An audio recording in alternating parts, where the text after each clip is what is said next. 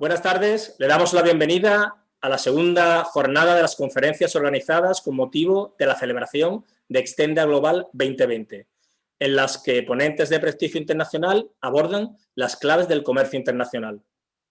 Mi nombre es Benito Márquez Rodríguez y soy el jefe del Departamento de Desarrollo de Mercado en América. Estamos hoy aquí para celebrar la ponencia sobre la integración económica en América Latina y el Caribe, coyuntura y perspectivas del comercio y la inversión en un escenario de reactivación post-COVID-19, que impartirá Jaime Granados. En la actualidad, Jaime Granados es el jefe de la División de Comercio e Inversión del Banco Iberoamericano de Desarrollo en Washington, Estados Unidos, donde ha desarrollado una amplia carrera siendo anteriormente coordinador del Hub de Comercio e Integración del BID para Centroamérica, México y República Dominicana. También ha sido profesor de Comercio e Integración en las Américas en la Facultad de Derecho de la Universidad de Georgetown, en Washington. Y antes de entrar en el BID, fue director general de Negociaciones Comerciales Internacionales del Ministerio de Comercio Exterior en Costa Rica. Es licenciado en Derecho por la Universidad de Costa Rica y tiene una maestría en Derecho por la Universidad de Georgia y una maestría en Políticas Públicas por la Universidad de Oxford. En estos momentos en los que muchos países están apostando por el unilateralismo, América Latina ha puesto en marcha diversos procesos de integración regional que están generando muchas oportunidades. Analizar estos bloques económicos puede ser un tema atractivo para las empresas con intereses en estos países. De todo ello nos hablará Jaime Granados en su ponencia para Extenda Global, la integración económica en América Latina y el Caribe, coyuntura y perspectivas del comercio y la inversión en un escenario de reactivación post-COVID-19. Sin más, cedo la palabra a Jaime Granados. Muchísimas gracias. Buenas tardes, señoras y señores. Un gran gusto para mí, Jaime Granados, jefe de la División de Comercio e Inversión del Banco Interamericano de Desarrollo, saludarlos desde Washington, D.C.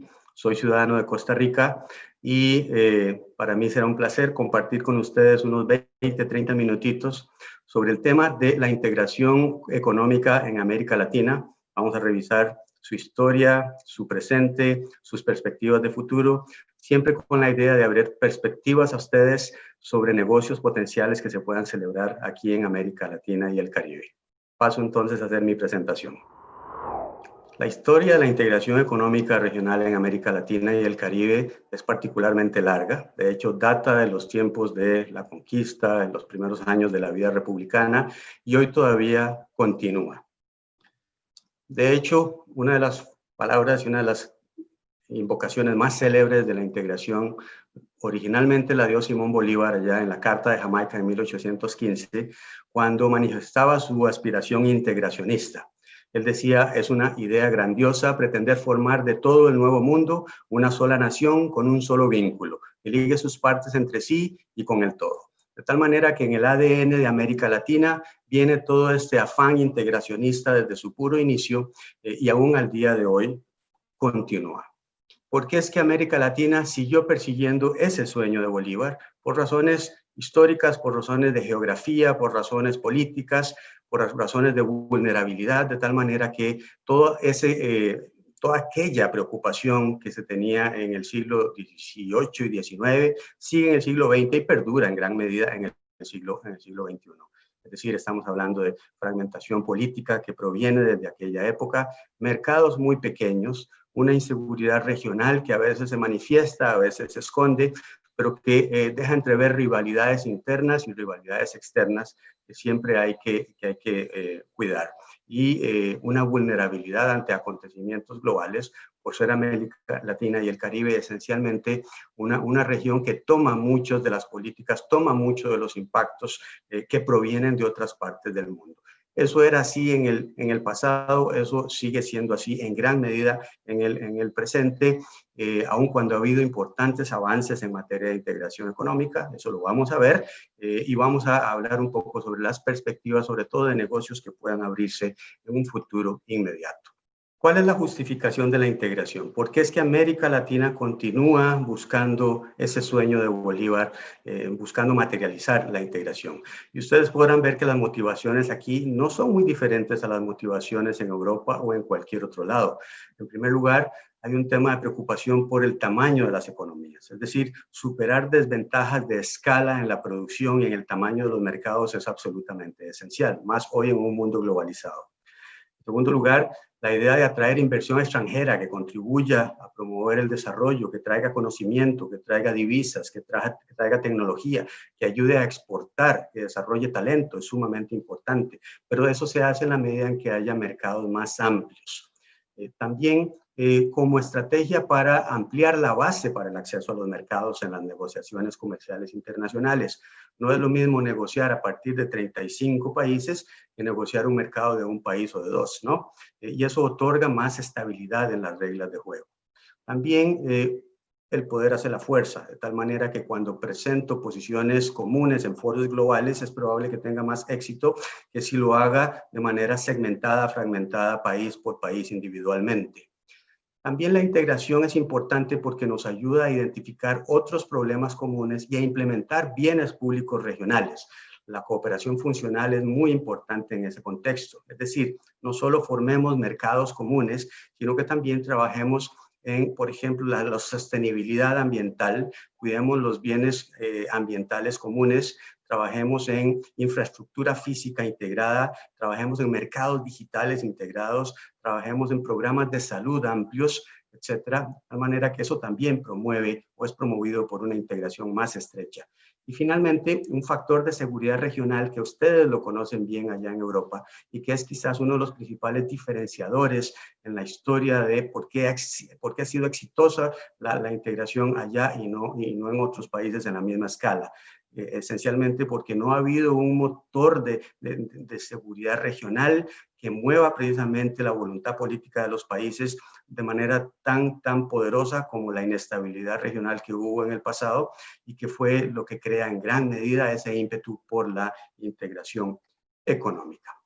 América Latina y el Caribe es un mercado importante, es decir, estamos hablando de más de 20 millones de kilómetros cuadrados con 35 países, una población de 654 millones de personas a este año, con un PIB también importante, 5.4 trillones de dólares el año pasado, con un comercio internacional también vibrante, 2.5 billones de dólares en 2018, con un stock de inversión extranjera, o sea, la inversión que está presente aquí en América Latina y el Caribe de 144 trillones acumulados al año anterior, y obviamente con una afinidad cultural muy fuerte, sobre todo con ustedes allá en España, de tal manera que es una región del mundo que, si bien no es la más grande, es un mercado importante que puede ofrecer interesantes oportunidades de negocios para ustedes, los hombres y mujeres de negocios allá en España. Ha habido un camino largo hacia la integración y, de hecho, el ímpetu por la integración inicia de manera muy cercana a la experiencia europea, es decir, en los años 50. En primer lugar, se quiso promover mecanismos de integración fundamentados en la industrialización por sustitución de importaciones, es decir, cerrar los mercados regionales para generar industria infantil, industria creciente, industria naciente, y luego abrir un poco más la economía a los mercados y a la presión internacional. Ese era el regionalismo de primera generación, que uno lo podría ubicar entre los 50s y los 80s del siglo pasado, ¿no? Luego, con la globalización que se inicia a finales de los 80, empezamos con los procesos de apertura comercial, una mayor apertura a la inversión extranjera, y entonces pasamos a una especie de regionalismo abierto que se caracterizó por haberse implementado más o menos entre los años finales de los 80s, y uno podría decir que claramente hasta el año 2009 estaba ahí. Hoy por hoy tenemos que determinar qué es lo que está pasando y qué es lo que hay en la economía política global para poder determinar si estamos en una especie de regionalismo abierto 2.0 o si estamos a las puertas de algo diferente. Y esas son algunas de las reflexiones que haremos también en los siguientes minutos. Aquí lo que quiero más o menos es plantear la idea de los mercados políticos de la integración. En el eje horizontal ustedes pueden ver los diferentes niveles de profundidad con que transita la integración regional, las preferencias unilaterales, la zona de libre comercio, la unión aduanera, el mercado común, la unión económica, etcétera. Ese lenguaje es muy común allá en europeo. Pero ustedes también saben, como lo pueden ver aquí en el eje vertical, que se requiere dedicación, se requiere capital político, consensos, unos elementos de supranacionalidad, se requiere una inversión de recursos e institucionalidad. Esto no es algo que se haga rápido, no es algo que se haga fácil, no es algo que tengo que decírselo a los europeos. Aquí constantemente más bien hacemos referencia a la experiencia europea y aquí uno podría señalar el punto de unión más o menos ahí donde se une el eje de la X y el eje de la Y. Es decir, entre los países hay una cantidad importante de zonas de libre comercio entre los principales grupos regionales como Centroamérica, Mercosur, el Caribe, la Comunidad Andina. Hay aspiraciones a crear una unión aduanera y muchos de estos mecanismos, como lo acabo de mencionar, tienen nombres aspiracionales, ¿no? Mercado común se llaman muchos de ellos, cuando en realidad ni siquiera han podido perfeccionar una unión aduanera. De hecho, se dice que el concepto de unión aduanera es uno de los más devaluados en el argot comercial de América Latina y probablemente del mundo, ¿no? De tal manera que estamos más o menos ahí. Ha habido una reducción unilateral e incluso multilateral de la protección arancelaria y no arancelaria común.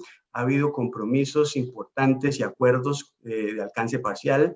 Hay 33 TLCs, tratados de libre comercio, de tipo norte-sur y sur-sur, y hay uniones aduaneras incompletas. Casi los principales bloques, Centroamérica, Mercosur, Comunidad Andina, CARICOM, son uniones aduaneras incompletas esencialmente. Yo caracterizaría quizás a la de Centroamérica como una de las más avanzadas y funcionales en este momento, lo cual no quiere decir que esté completa, sino que está en vísperas de o aspirando a completarse en el mediano o largo plazo, diría yo. Parte de los resultados de todos estos esfuerzos han implicado una vasta red de acuerdos de comercios preferenciales entre sí. Aquí tenemos lo que se ha dado a llamar el plato de espaguetis de los acuerdos comerciales. En el resto del mundo hay una dinámica muy parecida a esta, de tal manera que hay pares ordenados de países y grupos subregionales que se han unido para tratar de tener tratados de libre comercio entre sí, y no solo entre sí, sino que también con el resto del mundo. Aquí vemos el plato de espaguetis global, probablemente con la Unión Europea ahí en el centro, con cierta densidad en América Latina, claramente también mucha intensidad en Asia y también algo en África. Pero cuando vemos América Latina, vemos que hay una interconexión fuerte entre sí y con los principales socios comerciales extrarregionales, esencialmente Estados Unidos, Canadá, la Unión Europea, EFTA y un poco menos, pero también con China, con Japón y con Corea del lado asiático. Algunos países más al sur de América Latina están mucho más integrados formalmente con países tales como Singapur, como Corea, como Nueva Zelanda. Chile, por ejemplo, es muy activo. Perú en ese lado de las relaciones económicas internacionales.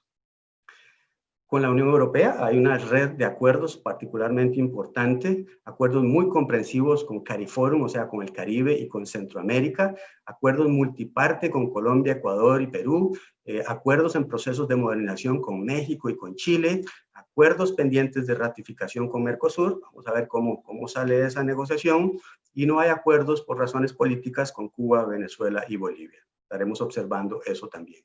Y con los países de la EFTA, ¿no? También ha habido acercamiento por parte de América Latina, Chile, México, Costa Rica, Guatemala, Panamá, Colombia, Perú, Ecuador y Mercosur en negociaciones tienen relaciones comerciales formales mediante acuerdos con los países de la EFTA. Así que hay una relación profunda en los últimos años.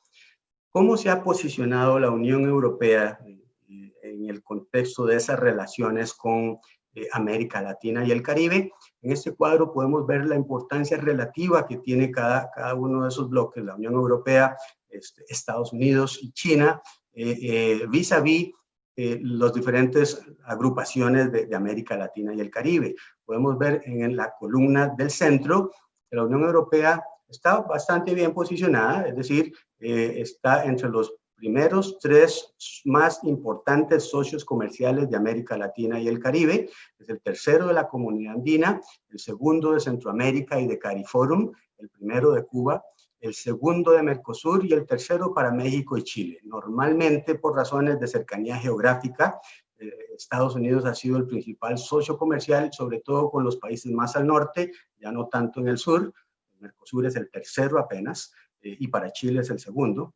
Y China, pues como todos sabemos, se viene posicionando aceleradamente de manera muy efectiva, al punto que es primero también o segundo o tercero en relación a los países de América Latina, ¿verdad? Eso es un fenómeno global, es un fenómeno que hemos estado observando con mucha atención también.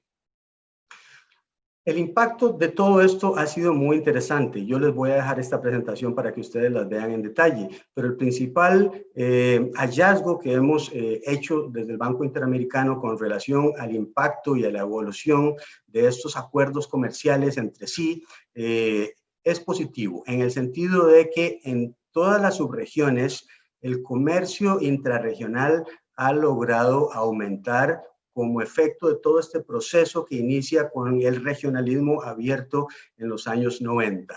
Y eso es una buena noticia, es decir, hemos profundizado la integración entre nosotros y eso abre oportunidades también porque permite la integración de las cadenas globales de valor y eso es una muy buena señal. Sin embargo, la pregunta relevante en este momento es, ¿qué pasa con las exportaciones hacia el resto del mundo? Hemos sido, a partir de estos acuerdos, capaces de haber replanteado la estructura productiva y haber insertado más claramente las estructuras nacionales en el mundo globalizado, y ahí la respuesta no está tan clara. Es decir, como podemos ver en algunos de estos cuadros, el comercio extrarregional de América Latina y el Caribe no ha tenido el mismo dinamismo que el impacto intrarregional. De hecho, el nicho de mercado que tiene América Latina y el Caribe a nivel global sigue estando relativamente estancado en un 5 o 6% desde los años 60. Y ahí hay una gran pregunta, cómo poder avanzar subiendo por ese lado. Y probablemente parte de las razones que ahorita las vamos a ver tienen que ver con agregar mucho más valor a las exportaciones, porque mucho de esto son materias primas, ¿no? América Latina, sobre todo en los últimos 10, 15 años, se vio atrapado en una dinámica de exportación de materias primas con bajo valor agregado, sobre todo a China, que estaba consumiendo y demandando muchas de estas materias primas, de tal manera que era una salida muy fácil continuar por ahí en lugar de avanzar por la escalera de la industrialización. Es diferente la situación en Centroamérica y México, que por su cercanía con Estados Unidos y relativamente con Europa, han agregado un poquito más de valor y de tecnificación a sus exportaciones. El problema que hemos tenido aquí es precisamente asociado a la proliferación y a la fragmentación de todos esos acuerdos comerciales. Tenemos, como lo señalaba, 33 acuerdos principales entre los 26 países miembros del Banco Interamericano de Desarrollo, y todos esos acuerdos están muy bien, ¿verdad?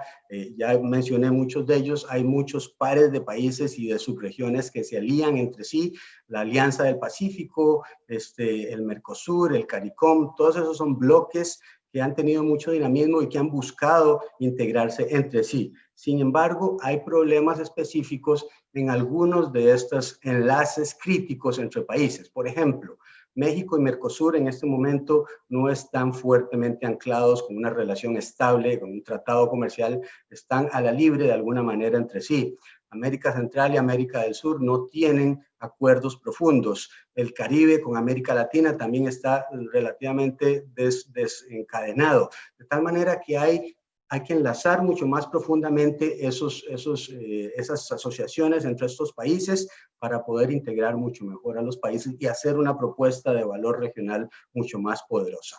Hay muchas reglas de origen, cumplir con todas esas reglas de origen y con todos los requisitos documentales y ajustar las cadenas de producción a los requerimientos de origen de cada tratado de libre comercio es muy complicado. De tal manera que este plato de espaguetis es más bien un problema en lugar de querer brindar una solución. Por eso es que creemos desde el Banco Interamericano que superar esta situación es parte de lo que tenemos que mejorar para poder de alguna manera replantear el destino económico de América Latina en el mediano plazo. ¿Qué es lo que sucede? Que hay una especie de configuración de ejes y aspas en cada uno de los países y tratados existentes. Eso lo que genera es una fragmentación. Y para verlo gráficamente, aquí preparé este cuadrito, y el de la izquierda, el de la fragmentación, evidencia lo que está sucediendo hoy. Un país A tiene un tratado con diferentes países o con todos simultáneamente. Sin embargo, solo puede generar comercio entre el país A y el país B, o el país A y el país C, el país A y el país D, y así sucesivamente. Y lo ideal es ir transitando a un mecanismo más multilateralizado. Es decir, veamos el cuadro de la derecha, donde el país A puede también tener relaciones con el país B y con el país C, pero el país B también puede tener relaciones simultáneamente con el C, con el D, con el E, con el F y con el G, de tal manera que se acumulen las reglas de origen y consecuentemente se pueda integrar mucho más valor entre todas las exportaciones de estos países y potenciar así la atracción de cadenas globales de valor más claras, más fuertes, más resistentes, y sobre eso vamos un poquito en unos minutos. Obviamente hay otros factores que impiden el avance de la integración en América Latina y el Caribe. Las fallas de competitividad sistémica, problemas de infraestructura, de talento, de tecnología, de clima de negocios, son dimensiones en las que hay que trabajar bastante. Una industrialización limitada que tiene muy poco valor añadido, sobre todo cuando hablamos de materias primas y cuando hablamos de procesos de maquila y de transformación y de armado y de ensamble básico, ¿no? Hay una geografía compleja que es equivalente más o menos a lo que ustedes podrían ver desde Escocia en el norte hasta África del Sur, es decir, es bastante amplia, lo cual implica costos logísticos en algunos casos particularmente altos. Y cuando estamos exportando materias primas que son esencialmente pesadas, y hay que muchas de ellas pasarlas por tierra, de frontera en frontera, despacharlas luego por puertos ineficientes, en donde no hay frecuencia de las navieras, los costos logísticos se disparan considerablemente.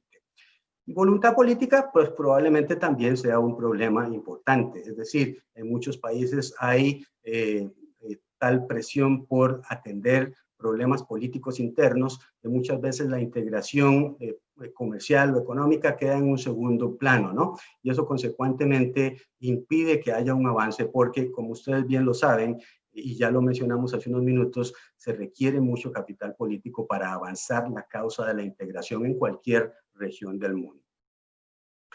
En este momento estamos pasando todos ustedes y nosotros aquí, allá y acullá por un mal momento global. El comercio ha decaído como resultado, en primer lugar, de las guerras comerciales y en segundo lugar, de pues, la pandemia y sus efectos y la crisis de oferta y de demanda que azota el globo terráqueo en este momento y que ha detenido el comercio de manera sustancial. Hace unos meses se hacían unos pronósticos con varias hipótesis positivas o negativas, diferentes escenarios sobre la proyección comercial que podríamos tener en estos años.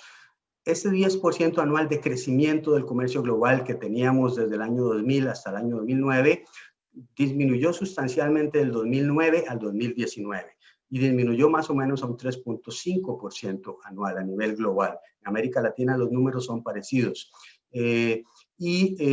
Consecuentemente, en un contexto en que venía cayendo la intensidad del comercio y somos azotados por una pandemia, los efectos son devastadores. En este momento hay países que han detenido sustancialmente el comercio, 30-40%. Sin embargo, empiezan a verse algunas buenas noticias. El FMI aquí en Washington también ha establecido que el comercio empieza ya a repuntar. La semana antepasada liberó algunos estudios recientes globales que indican que ya las primeras rebotes del comercio se están empezando a dar. Sin embargo, hay que observar eso a la luz del encrudecimiento del COVID en los últimos días, ¿verdad? En muchas partes del mundo, incluyendo allá en España y en Europa en general, de tal manera que hay que seguir monitoreando los efectos que esto tiene.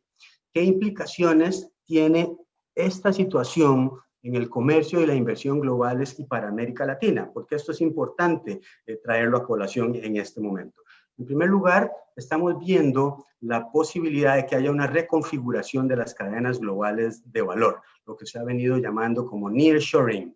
Es decir, es la relocalización de empresas o de procesos o de suplidores que antes habían sido fragmentados y habían sido dispersados alrededor del mundo en un proceso de optimización de las cadenas globales de valor, en un momento en que la tecnología, el transporte, las comunicaciones lo permitía, pero que se ha empezado a revertir en este fenómeno que se llama el nearshoring o la relocalización próxima, y que afecta tanto a las mercancías como a los servicios y que implica establecer estrategias diferentes a la hora de generar o de producir bienes y servicios que normalmente están asociados a cadenas de valor más cortas, probablemente más resilientes, es decir, que si se descomponen pueden muy pronto volverse a recomponer, y cadenas más robustas, es decir, que son más fuertes y están menos sujetas a que se descompongan, a que se rompan esas cadenas del todo. De tal manera que hay estrategias que se están definiendo y desarrollando en una gran cantidad de industrias. Obviamente, entre las más críticas están las más asociadas con los temas de salud, y sobre eso también podemos hacer algunas reflexiones muy generales. Desde el banco estamos intensificando y muy pronto estaremos elaborando o publicando un estudio mucho más profundo sobre dónde están esos sectores dinámicos, pero dependiendo del país, dependiendo de la subregión, podemos ir viendo que, por ejemplo, en México hay una posibilidad importante para acentuar el nearshoring en las cadenas de automóviles, equipo médico en República Dominicana y en Costa Rica también, un poquito también en Colombia, electrónica también en estos mismos países, manufactura liviana en estos mismos países, en Centroamérica y en algunos países del Caribe, los textiles y el vestido, equipos de protección personal, los cosméticos, los medicamentos en países como Argentina, Brasil, Colombia, logística en países que están más al norte de América Latina y el Caribe, o sea, en el Caribe y en Centroamérica y en Dominicana, en México. Los servicios basados en conocimiento prácticamente casi que en todos los países que están un poquito más avanzados. Estamos hablando de México, Costa Rica, Colombia, Chile, Uruguay, Argentina, Brasil, en industrias como la informática, la audiovisual, la telemedicina, los contenidos como videojuegos, incluso en Trinidad y Tobago hemos estado viendo un dinamismo de videojuegos importante, servicios aeronáuticos en países como México, incluso algunos más pequeños como El Salvador y Costa Rica que están brindando servicios de apoyo en las industrias aeronáuticas, y hay una cantidad muy importante de otros sectores que se van a ir abriendo poco a poco. Obviamente que hay todavía mucha heterogeneidad de oportunidades. Los sectores y las industrias y las empresas reaccionan de manera muy, muy diferente.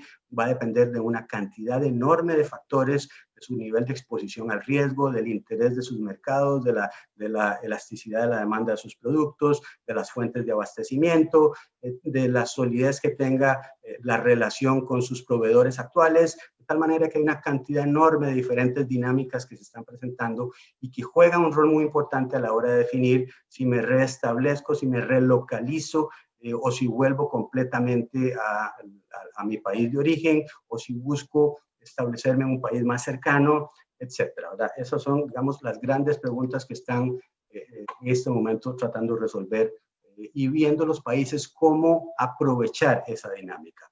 De ahí que una pregunta muy importante, ¿qué están pensando los países? ¿Cómo pueden apalancar perdón, la reactivación económica por vía de la integración? Y aquí quiero dar 4 ideas generales y con ello termino. En primer lugar, los países están profundizando los acuerdos de integración y acelerando esa convergencia de los mismos, es decir, están tratando de cerrar ese espagueti o ese plato de espaguetis que hacía yo referencia y generar algo así como una lasaña mediante diferentes mecanismos de convergencia de los acuerdos. Y voy a pasar muy, muy rápidamente por esto. Es decir, negociando nuevas disciplinas modernas del comercio, habilitando el comercio electrónico, implementando nuevas leyes de competencia, mejorando la eficiencia y la transparencia de los sistemas de compras gubernamentales, abriéndose a la provisión de servicios, a la importación y exportación de servicios, implementando una cantidad importantísima de medidas de facilitación del comercio y abriéndose un poco más a la inversión mediante mecanismos de atracción y protección de las inversiones. Y eso se ha estado haciendo de diferentes maneras, con muy diferentes mecanismos. Han habido conversaciones a través de los últimos 25, 30 años de grandes zonas de libre comercio a nivel hemisférico que no prosperaron en aquel momento y que se ha pasado por profundizar alianzas como la Alianza del Pacífico entre diferentes países como México, Colombia, Chile, Perú y otros observadores. Brasil y México se han estado acercando para discutir disciplinas comerciales sin negociar en este momento elementos de acceso a mercados, es decir, no hay una eliminación arancelaria, sino hay que sobre todo ver cómo pueden entrar a acuerdos en disciplinas como propiedad intelectual, como compras del sector público, etcétera. Y nosotros creemos que quizás uno de los mejores enfoques sería uno de abajo para arriba, bottom up, como se dice en inglés, y es trabajar en primer lugar en un gran acuerdo que facilite la acumulación del origen y que de alguna manera establezca elementos de facilitación del comercio, tal como la interoperabilidad de los sistemas de información, las ventanillas únicas de comercio, etcétera.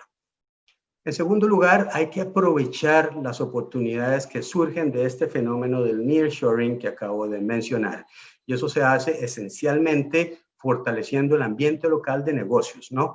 Fortaleciendo la capacidad institucional, dando estabilidad al país, generando talento, generando capacidades digitales que sean interesantes para los grandes inversionistas, revisando los incentivos a la inversión y generando en términos amplios una mejor propuesta de valor país y una mejor propuesta de valor región.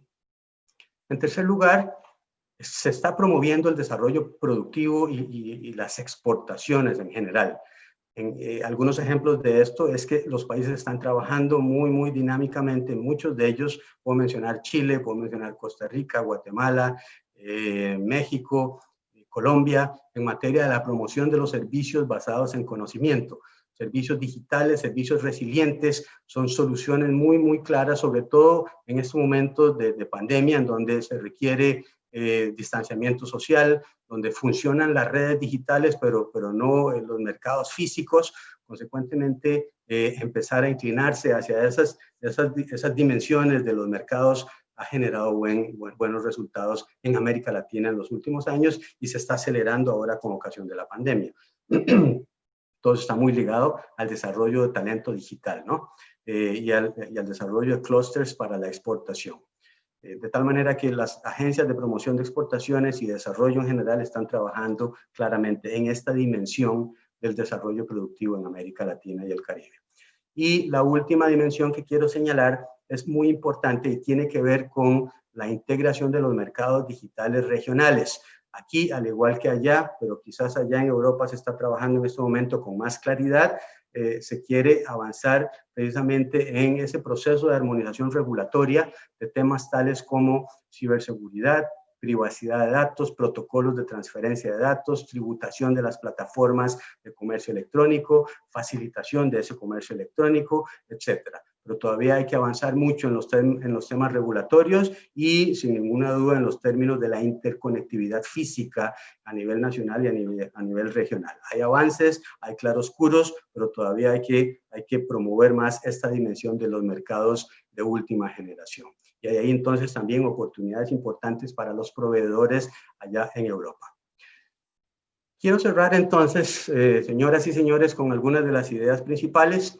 América Latina es todavía una región de oportunidades y los países se mueven para querer seguirlo siendo. Es decir, hay una noción de que tenemos que salir al mundo, tenemos que atraer inversionistas, tenemos que promover comercio. Los países están muy agresivos en esa tónica y consecuentemente están a la búsqueda de socios comerciales, de empresas que puedan venir, de importaciones más baratas y eficientes, de tal manera que hay que estar con el radar encendido permanentemente para identificar y capturar esas oportunidades comerciales.